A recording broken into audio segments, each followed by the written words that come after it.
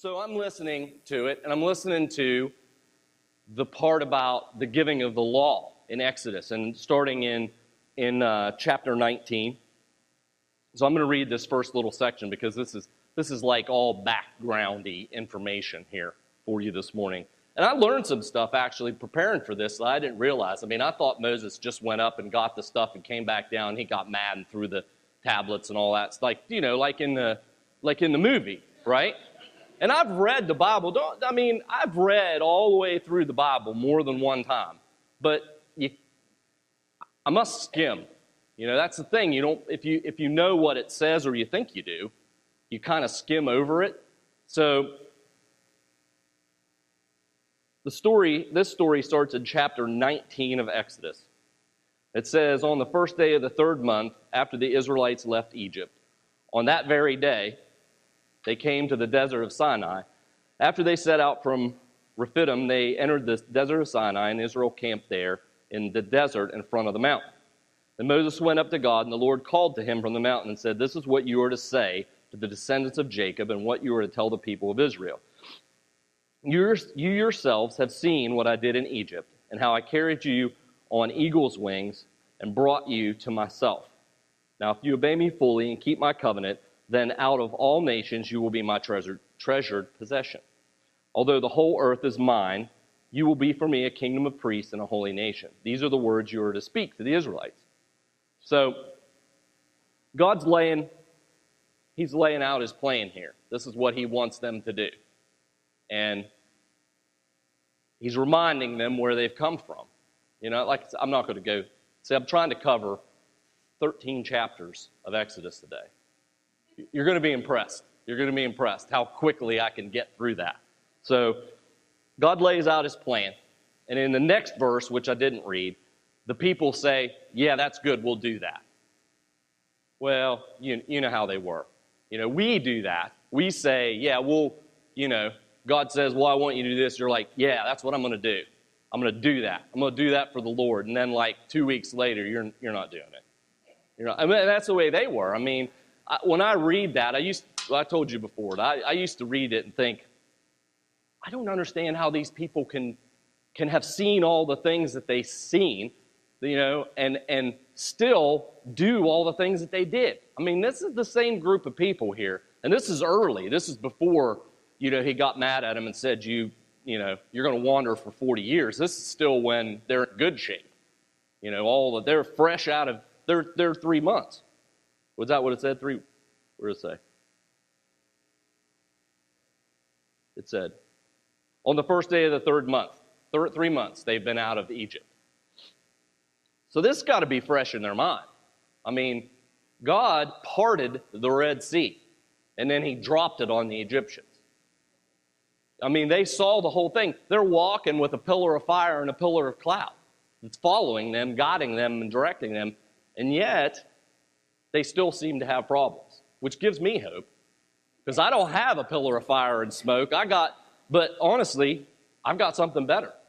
I've got the Holy Spirit that's inside of me that's supposed to lead me, but I don't do so well.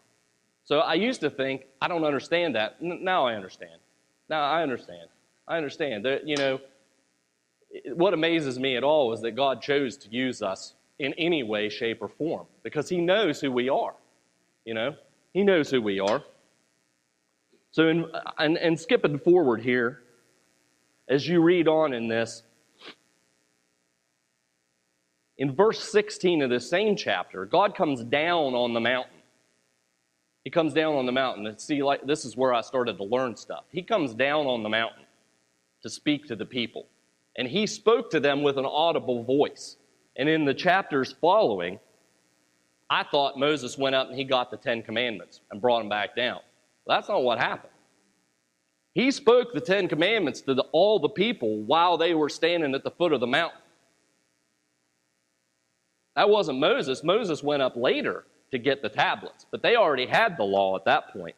So, like I said, you would think that after seeing this, here again, after all he's done, here's God on the mountain. And he's speaking to them with an audible voice so all the people could see. And you would think that they wouldn't stray. too easily at this point because they know that their God is a God that speaks to them. It's not like they're worshiping something they haven't experienced. But, we never stray. Even after he delivers us from something or he heals us miraculously or, saves us from, whatever, and all the miraculous things that he does in our lives that we don't pay any attention to, we wouldn't do that, right? You wouldn't do that? To stray from him and pretend like, you didn't see all that. And it's like having children. It's what can you do for me now?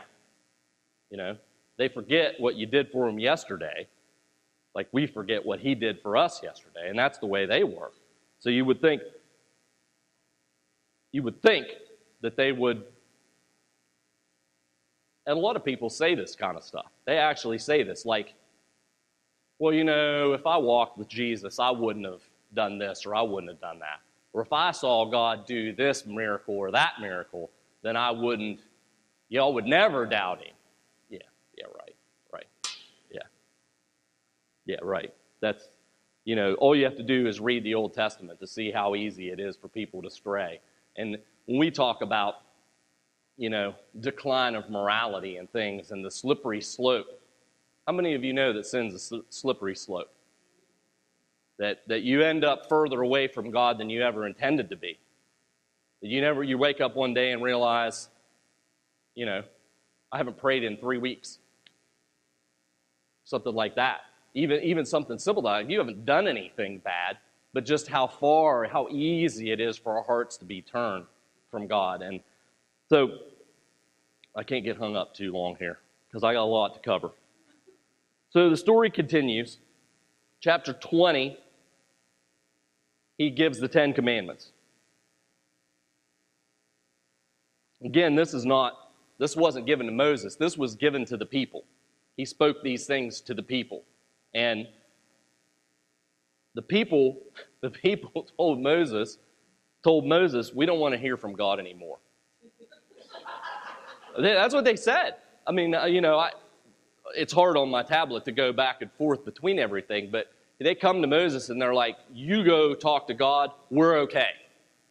Whatever he tells you, we'll listen to you because we don't want to hear God's voice anymore. I mean, they were so afraid, and you would think, again, fear's a good motivator. It doesn't really help our kids. I mean, they're not that afraid of you, and apparently they weren't that afraid of him either. So here's Moses. Moses went to where God was. All the people stood back, but Moses went in, and there's probably a lesson for us there too. Moses went towards God while everybody else was pulled back from God because they were afraid. Moses wasn't afraid. He knew who God was. He knew who he was dealing with, but yet there was something that drew him in, and that's the way we're called to be. Sometimes it's hard because I know in my own life that there's been a lot of times where I didn't press in because I'm always afraid of what God's going to ask of me. I'm honest. And I think that if you were honest, you would probably say the same thing. There are things that go through my mind because I think more than I should sometimes, that I think that God could ask of me that I don't want to do. And so, but that's not what we're called. That's what we're called to. We should be pushing in instead of pulling back. So the story continues in chapters 21 through 24. See, I'm going to cover these quick. So in 21 and 22, the first part of 23, God gives the law. He gives the actual law that deals with how they're supposed to treat each other. They were a theocracy. So they didn't have, like we have, church and state. It was all the same thing. Their law from God determined how they were supposed to treat each other. And in those chapters, those laws almost all exclusively deal with how they're supposed to deal with each other, how they're supposed to treat their fellow Israelites. Chapter 23 continues the last part with the Sabbath laws and festivals and finishes with God's promise to send his angel before him. So he's given him a promise in 23. So in chapter 24, Moses brings the law to them, what God has told him, what they've heard from him, all gathered together, I assume, and he reads it to the people. And, of course, they say, yeah, that's good. We're good with that. They weren't very good. They really weren't. They weren't very good with it. But God calls the 70 elders among the people to go up and meet with him on the mountain. And so they go up, and they meet with God, and then they come back down, and Moses goes up on the mountain. Now, this is the part where you got the 40 days and 40 nights on the mountain. And Moses is up with God on the mountain. And this brings us to the point where we tie in with the movie, basically, because the movie excluded this other part. And I didn't realize that Moses had been up and down the mountain 2 or 3 different times at this point. Before he was up there for 40 days. I didn't realize that. Like I said, I've been in church my whole life, and I don't remember anybody ever reading that or pointing that out. So why does he have to go up this last time? He's got the law.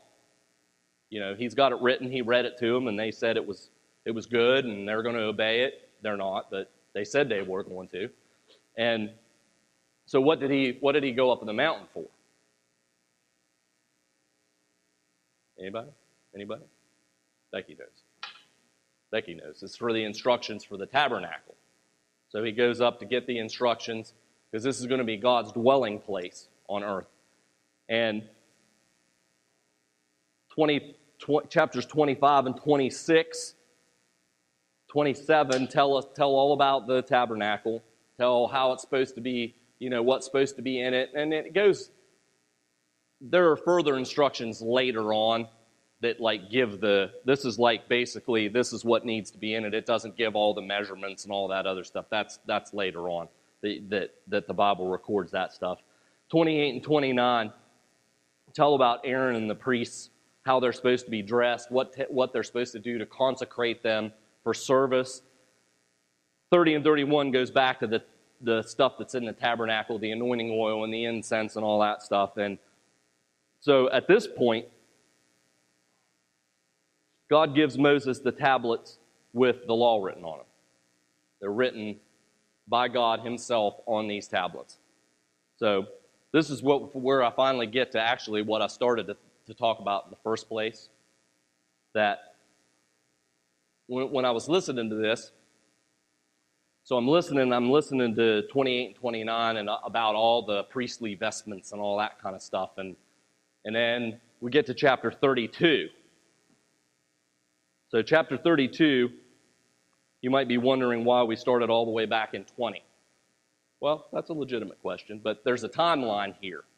There's a timeline of things that went on that are, applicable to this. So, and I didn't take very much time on that, right?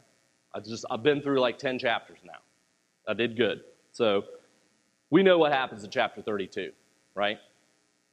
You know what happens in chapter 32? Chapter 32 is the golden calf chapter. So, the golden calf is built. Moses comes down the mountain. He goes all Chuck Norris and throws the tablets, right? He chucks them down the mountain, breaks them to pieces. So I want to look at the first 5 verses of 32, and then we'll move here. So 32 starts, when the people saw that Moses was so long in coming down from the mountain, they gathered around Aaron and they said, "Come make us gods who will go before us. As for this fellow Moses who brought us up out of Egypt, we don't know what happened to him. He's been gone 40 days. Who knows? It doesn't say right here how long he's actually been gone. He could have been gone like a day. They're not known for their patience, right? Like us, they're not known for their patience. It's like, he's been gone a cool 8 hours. He could be dead on the mountain. I don't know. But it doesn't say. We don't know what happened to him. And Aaron answered them, "Take off the gold earrings that your wives and your sons and daughters are wearing and bring them to me." So the people took off their earrings and brought them to Aaron. He took what they handed him, and they made it into an idol cast in the shape of a calf. fashioning it with a tool. And they said, "These are your gods, Israel, who brought you up out of Egypt." When Aaron saw this, he built an altar in front of the calf and announced, "Tomorrow there will be a festival to the Lord." Well, that's kind of weird, isn't it? Yeah. Because the Lord, that's not the Lord. The calf was a god in Egypt. I mean, anybody who's ever read anything about this stuff, that they had cow gods that were, so they're going back to what they knew in Egypt, and they're fashioning an idol and calling it the Lord, which is, I consider them lucky a lot of times, because, God, the Old Testament God, he didn't show a lot of patience sometimes. He could have just as easily wiped them out. If you read in earlier in Exodus, and, the guys that challenged Moses, they got swallowed up in the ground. I mean, that's a statement right there. They didn't think Moses was leading them right, and, who are you to tell us what to do? And God's like, you need to step away from them. You just step back a couple of steps, because something bad's going to happen. And then the earth swallowed them up. So, this is all going on, and while Moses is up on the mountain. It doesn't say how long he had been gone when all this happens. It just says, that he was up there. So the next day the people rose early and sacrificed burnt offerings and presented fellowship offerings, and afterwards they sat down to eat and drink and got up to indulge in revelry.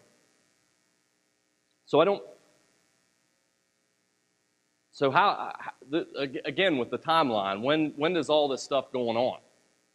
Moses is up on the mountain, right? He's up on the mountain, he's receiving instructions from God, and I don't think that it's too much of a stretch to think that while God was giving instructions for Aaron and the priests, Aaron was making the golden calf. So, if you think about that for a minute, that while God's given instructions for how Aaron's supposed to lead the people in worshiping God, he's building an idol. And now we know that God knows everything, past, present, and future, everything that's knowable, the theologians say. If it's knowable, God knows it. There are things, I suppose, that must not be knowable, because you come into questions about, stupid questions, like, can he make a rock he can't lift? Well, that's a dumb question. But people ask these questions. People who are trying to disprove that God's omnipotent or whatever, and it's like, well, that's dumb. Why would you even ask that? But he knows everything that can be known, past, present, and future, because he exists outside of time.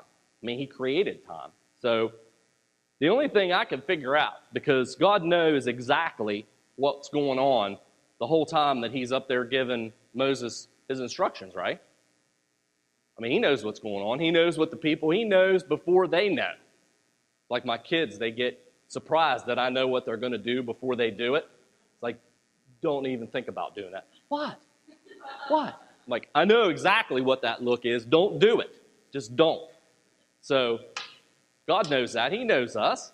He knows what's in the heart of a man. He knows. So the only thing I can figure out about this whole thing, and this is what really struck me, is that in the middle of your greatest failure, God is planning your greatest success. That God is planning what Aaron is going to do in the future while he's screwing up right now. And I never thought about that before. We look at these people and we think, well, they just messed up. But God knew he was going to mess up. And yet, when you read the section on the priestly vestments, it doesn't say Aaron or whoever I might pick to do it. God had already picked Aaron. There was no change in the plan. This is God's plans, and God's plans don't fail. He had already picked Aaron. He had already designated him and his family line to be priests before him forever. And he said that on numerous occasions. So, what a failure this was. You're talking about, not only did he make the idol, he led the people to worship it.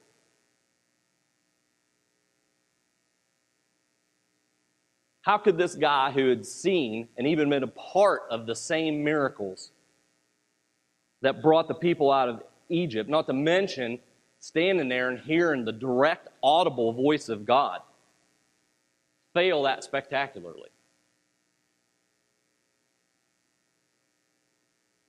The answer is, he was human. He was human. He feared the crowd more than he feared God. And there's a guy in the New Testament that reminds me of. His name might or might not be Peter. And his failure is pretty spectacular too. He went from boasting that he would die for Jesus to denying that he even knew him in like a day, basically. And, I've heard some people say, even people who are, fairly well known, that he was, that even after he boasted he would die for Jesus, he was afraid of a teenage girl. But that's not true. He was afraid of being identified with Jesus, so he was afraid of the crowd too. He was afraid of what was going to happen to him. And that's not what this sermon's about. This sermon's not about being afraid of the crowd, because we're all afraid of the crowd. We're all afraid of what other people think about us. Only God can remove that fear from us and empower us to be more than that, because we're human, right?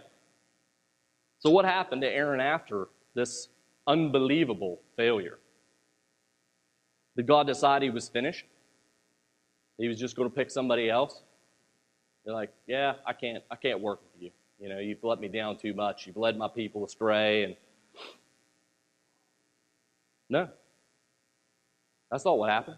That's not what happened. We got to remember, and this is the point that I'm really wanting you to remember, that God was setting his plan for Aaron even while Aaron was in the biggest mistake of his life. He was making the biggest mistake. If you read in the Old Testament all the stories that Aaron was involved in, this is the big one. He's made a mistake that a lot of us would deem unforgivable. But God knew who Aaron was.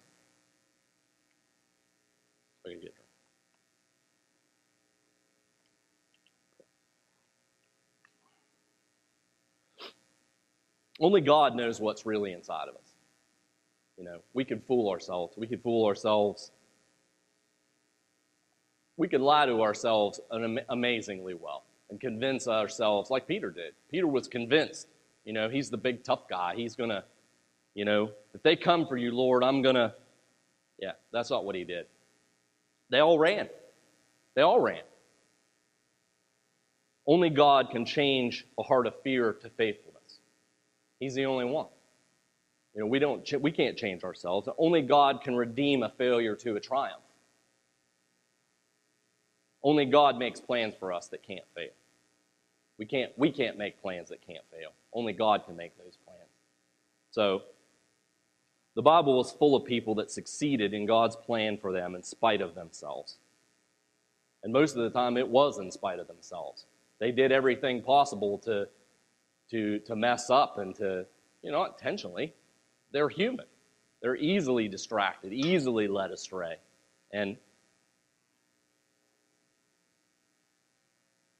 But God's plans for us will always succeed. And a lot of times in spite of ourselves. That we do our best to mess up to the point where nobody else will want anything to do with us. But God doesn't give up on us. He never has.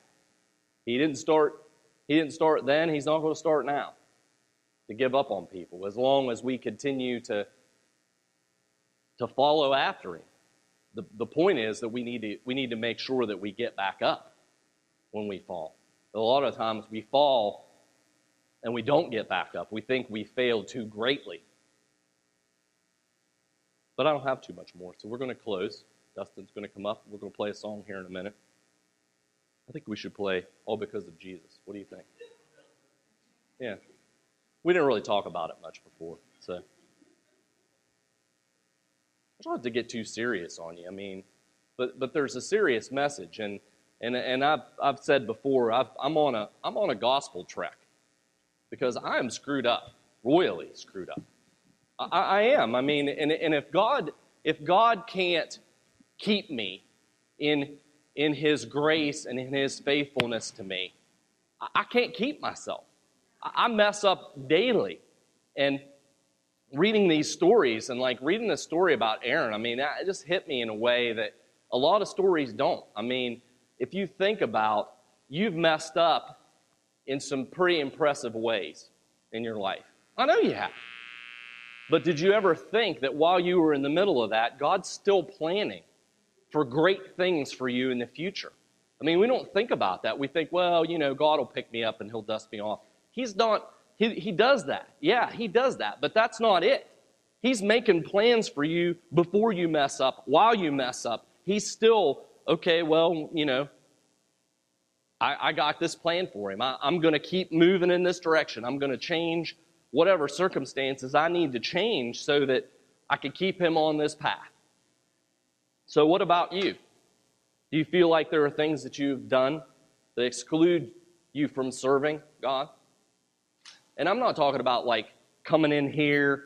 We could tell ourselves, God's a forgiving God. He's forgiven me for that. But we'll sit here in the pew and we'll still think to ourselves, well, he can't really use me. I'm saved and I'm sitting here, but I'm not fit to minister. No? What about Aaron? What about Aaron? Did you mess up as bad as like building an idol and leading the people of Israel to worship it? I don't think you did. Maybe you did. But even if you did, he redeemed Aaron. Aaron leads worship. He goes into the Holy of Holies later on. You know, he leads the people in worship of the true God.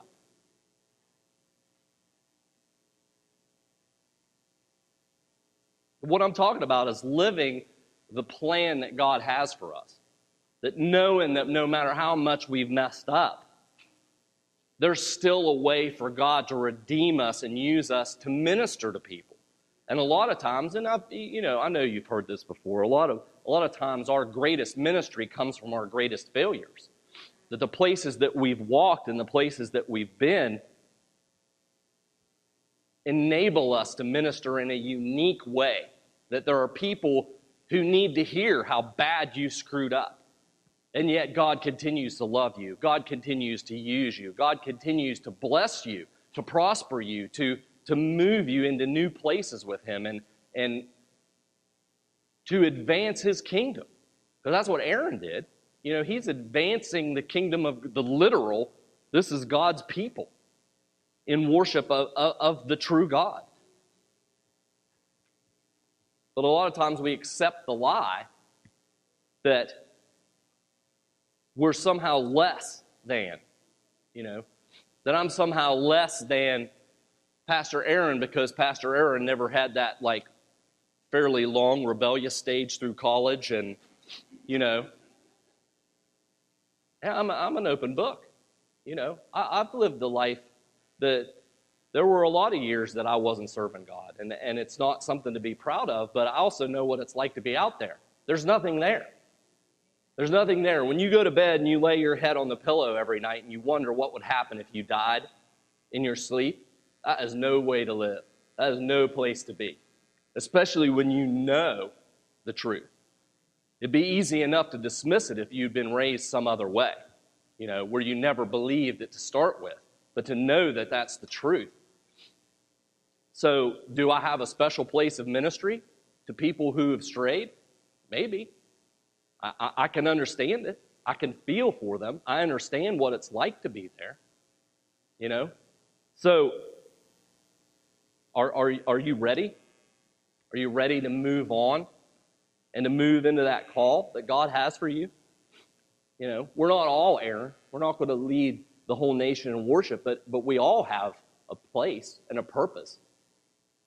And we're called to minister to each other. So even if you're not ministering from a platform or ministering on the street, preaching the gospel, which we're supposed to do, we all have places of ministry within the body to comfort, to uplift, to come beside people and help them. That's ministry, right? But do you ever feel like, well, I don't, I just don't have, I can't help anybody. I can't help anybody. I'm screwed up. You're not any more screwed up than me. I can assure you of that. You're not. we continue on this path of bringing, I like to say it, I'm going to say it this way, bringing the leadership down to the level where you don't see leadership up here above everybody else, because we're not. We're people just like you. We're people who struggle with things. I have weeks that are just like, I want to break something.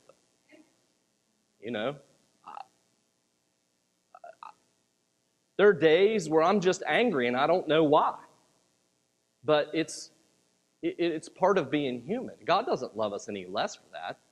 Then we talk about we should always strive to do the right thing. The Bible lays out the way we're supposed to live our lives, but God doesn't condemn us. There's no condemnation for those who are in Christ Jesus. None. There's none. He doesn't condemn us. And in the middle of it just amazes me. And I'm sure you could tell, like I'm in the middle of sin. God's still planning things. He's still doing things. He's still working. And sometimes we just need to stop instead of like beating ourselves up and ask ourselves, why was I susceptible to that? Why was I in there? Why was I there to start with? What part of me still desires these things that I'm attracted to that I shouldn't be? And God will answer those things for us. He will. He'll move us out of those places. But failure is not disqualification. It's not. Because if God had to work with perfect people, He wouldn't get anything done. Because there aren't any. There aren't any. And your failure may be bigger or smaller than someone else's, but, it's still failure. And anything less than perfection is less than what God calls us to, right? He says, be perfect as I'm perfect. Well, we can't do that. And that's why we need Jesus. That's why we need His mercy and His grace every day. And so I hope that you don't ever hear those kind of stories again, and just kind of, go by them. That you see the people that are involved in these things that happen. This is real history. And it's funny because there are a lot of people who have tried to deny that the Bible is historically accurate, but it's been proven over and over and over. They've never found anything that was contradictory to the historical stuff that's written in the Bible. And as a matter of fact, they deny some of it, and usually a discovery years in the future confirms what the Bible said all along. They said the Hittites didn't exist because they had no record of them. There was no record of them anywhere until they found some, and there they were. That's why science is. I'm a scientist. I am a scientist, literally, and science is constantly evolving. So I don't know why we would put our faith in it. We need to put our faith in the things that's been proven, that never fails. So I just pray that you could go forward today knowing that even if we fail, God's plans don't fail. God doesn't fail. He never fails us. And He doesn't disqualify us for failing.